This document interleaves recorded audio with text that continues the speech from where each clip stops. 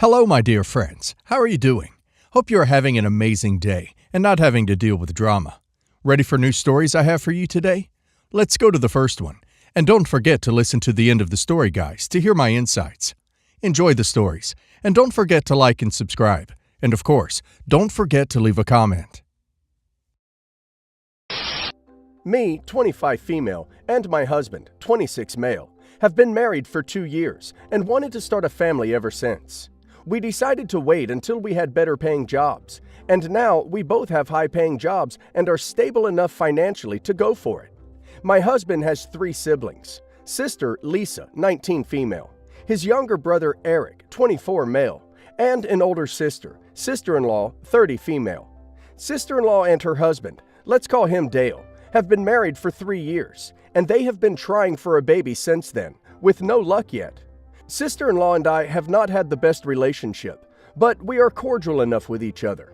Sister-in-law has always made it clear that since she is the firstborn child, her baby will be the first grandchild.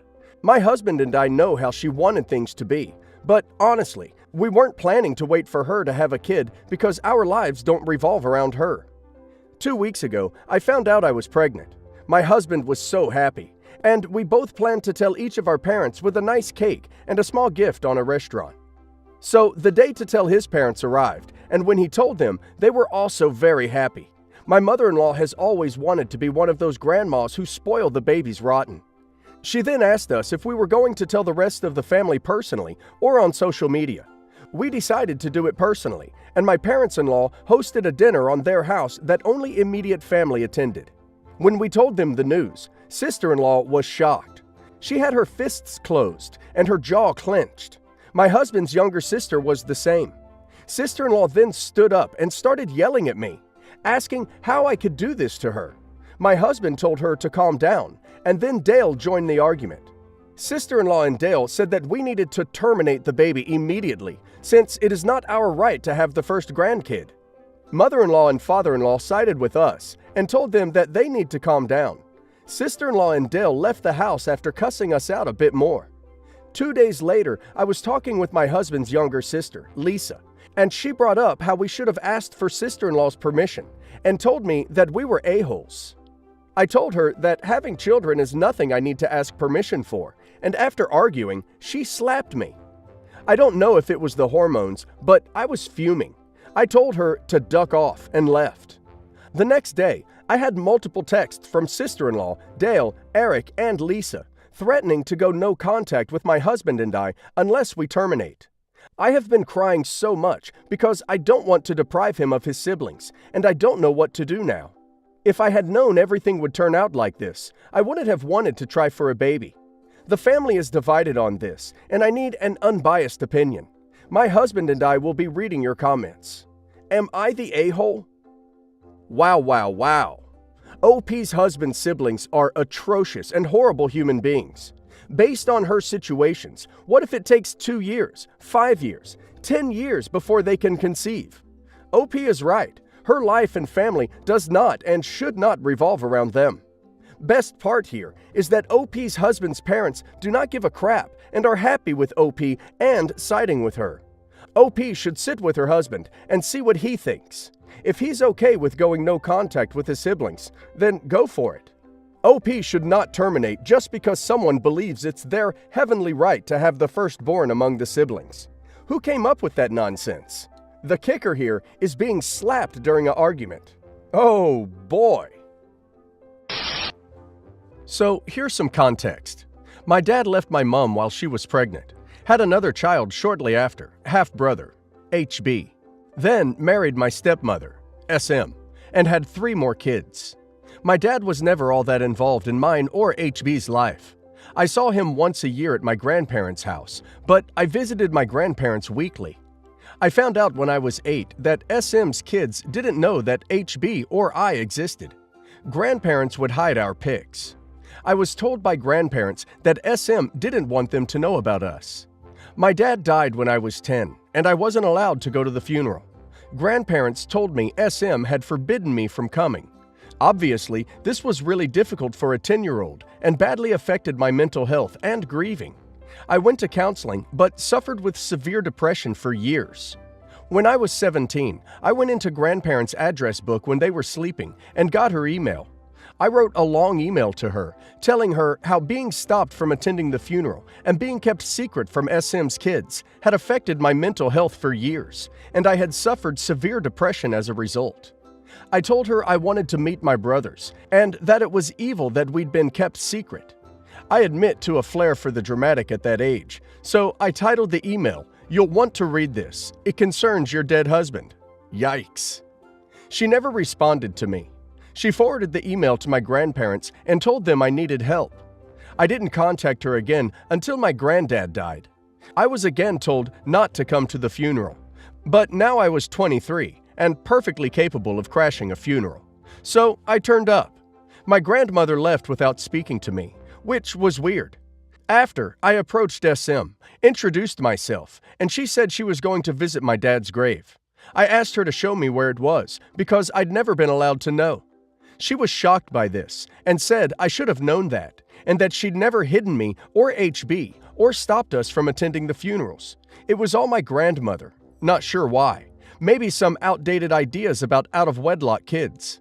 Since then, HB has met up with SM's kids and has a relationship with them. I've been thinking about reaching out, but I still resent SM because I don't believe she wasn't complicit in erasing me and HB. I asked HB about what to do. He said I shouldn't reach out to SM unless I apologize for that email. I'd not told HB about the email, so SM has brought it up with him recently.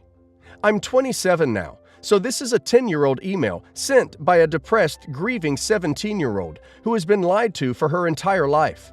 And yes, I called SM a B in it and blamed her for things that I know now were largely not her fault. I really don't think I need to apologize, and I definitely don't think she should be holding that against me all these years later. So that's it. Am I the a-hole? I think OP is correct that SM and GM both played a role here. It's not like SM could say OP wasn't allowed at GD's funeral. And to be honest, her GM would say OP is allowed to go to her son's. But I don't think SM is innocent. If OP sent this email saying how could she keep her from it, etc., she could have corrected OP then and there. I get the feeling this whole side of the family might be messed up, or at the very least, Grandma and Granddad were pulling strings like puppet masters. Like OP didn't find it odd her grandmother or granddad didn't tell OP where her dad, their son, was buried. I understand OP wants to have a family, and I feel sorry for her, but I think she should forget these people because they don't want her in their life, so OP should not force it. My fiancé and I got engaged a couple months ago, and we've just started planning. And this is a minor issue we're having over the guest list. Basically, we both have kids from previous relationships, both boys, both 8 years old. My son's father isn't in the picture, but his son's mother is. She had some issues with me being her son's stepmom and didn't like me due to some history between us, and has referred to me as the evil stepmother, which my fiancé has talked to her about, and she's mostly stopped doing it. Now, we're planning the wedding, and we went online to look at a local venue, and due to everyone having to reschedule weddings, the only decent local venue is booked up literally until September 2022. So we booked the September slot. After booking it, we did the math and we've ended up booking on a transition day. My fiancé and his ex transition their son between houses every 2 weeks, and the switch is on Saturday evenings or Sunday mornings.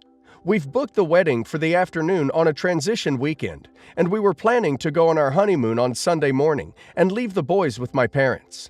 Fiancé has said that as we've booked a transition weekend by accident, let's invite his ex to the wedding, and when it's over, she can take their son home. He thinks this makes the most sense because it's a nice civil way of having her there without having to worry about the custody transition. However, I don't want her there. She's always really rude to me, and I just can't imagine her glaring at me throughout the day. And while it's not like the whole day would be ruined just by her being there, it would take something out of the day for me if my ex-husband's girlfriend sat there seething at me the whole time. He thinks I'm overestimating her anger and exaggerating it, and it would be rude to ask her to come after the reception or the following morning. I think I might be the a-hole because he's right in that it makes sense for the transition, and I should probably be making more of an effort to get on with her in general, and it seems so bridezilla-y not to invite someone who is going to be a part of my life at least until my stepson is 18 because I don't like her. Am I the a-hole for not wanting her there? Not the a-hole. Never invite an ex to your wedding, unless the both of you have an extremely good relationship with the ex, which OP in this case does not. It will be weird and awkward for all involved. And seriously, can't she just change a weekend that is over 2 damn years in the future? I assume that's enough of a heads up to come to an agreement to change dates. Hi all. I, 27 male, am in a loving relationship with my girlfriend Sam, 27 female, for 7 years now. We met in college, and since then, we've never turned back. My girlfriend is thin and tall, and is slightly muscular because the two of us work out together. This is essential to the story. We're both engineers. A year and a half ago, when COVID hit, my unemployed sister, 31 female, Susan, and her working husband, 33 male, Jack, along with their daughter, Jill, 9 female, moved into the house Sam and I had been living in for the past 2 years, then 3.5 years currently, after my parents kicked them because they wouldn't pay for utilities. Sam and I were okay with this idea until the family moved in. Susan constantly called Sam manly, anorexic, skinny skeleton, despite me telling her off.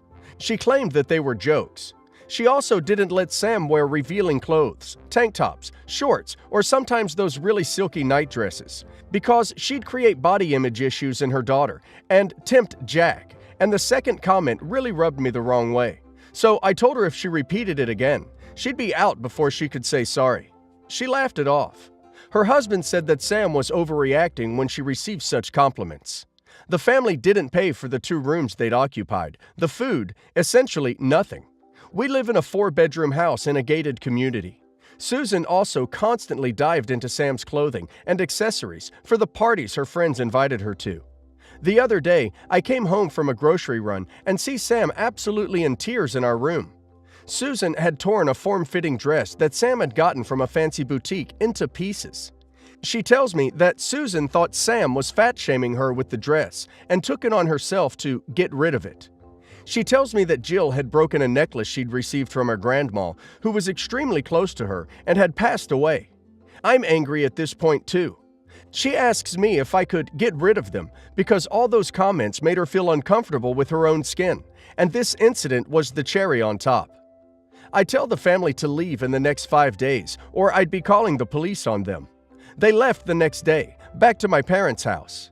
They've begun bombarding my phone with messages about how I picked a dumb S over family, and my mom told me that what I did was not a way to treat people older than me.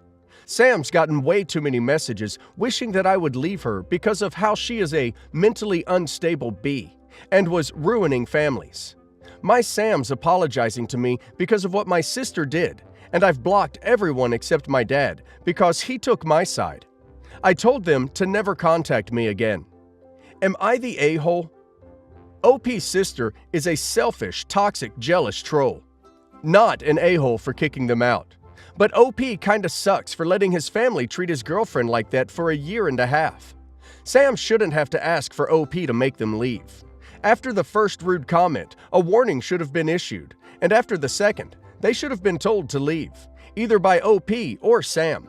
Nobody should be made to feel uncomfortable in their own home. It sucks that Sam didn't feel confident enough to put her foot down from the start. But I feel like it being OP's family probably played into that. And OP's brother-in-law sounds like a perv. That should have definitely had them out of OP's house. A year ago, I borrowed a book from a friend, and my cat chewed up the back cover. I felt awful and decided to buy him a new one. I got the publisher's info and found the same copy on their website, planning to keep the maimed copy and give him the new one. As I went to pay, I realized I had lost my card. I called my mom and explained, asking if she could buy it for me and I'd pay her back. This all went off without a hitch. Book was delivered. I paid my mom. Friend got an intact book. Months later on the phone, she said that when she ordered it, they had sent and charged her for 2 copies. I asked if she returned the extra. She said it was too late. I felt she was dropping a hint by her tone, so I asked if I could pay her for it and would gift it to someone for Christmas. She said not to worry, that she had the same idea and would give it to my stepdad for his B-Day, and that was the end of that. Last month was my mom's B-Day. She recently moved and several boxes were lost, one of which included almost all of her framed photos.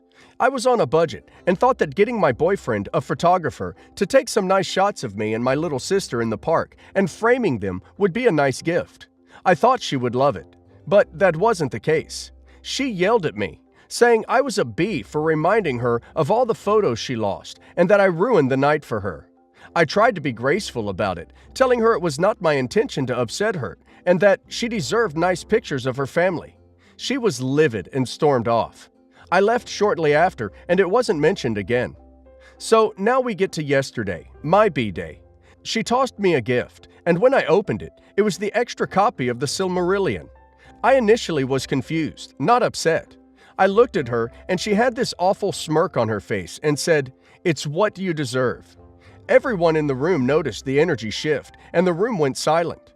She quirked her eyebrow at me like she just made some massive power move or something. I learned to remove myself from the situation when she starts her BS. So I stood up, handed the book to my stepfather, and told him I believed the book was originally intended for him, thanked him for a lovely evening, and left. I was fuming on the drive home, not over the present, but because she always has to be a petty, passive-aggressive a-hole. When I got home, I turned my phone off and went to bed. When I woke, I had 24 missed calls and dozens of texts from family. I apologized to my two cousins for not acknowledging them before I left, and explained. They both told me I was an a-hole to give the gift to my stepdad in front of my mom. My boyfriend agreed, thinking I should have just accepted the book. She knows I don't need it and that I already have a copy. I think she thinks I gave her a crap gift, and that I now deserve a crap one in return. So, am I the a-hole? Not the a-hole. OP's mom is hella toxic. OP has been dealing with her the longest and knows how she is. She was completely out of line, and OP did the right thing.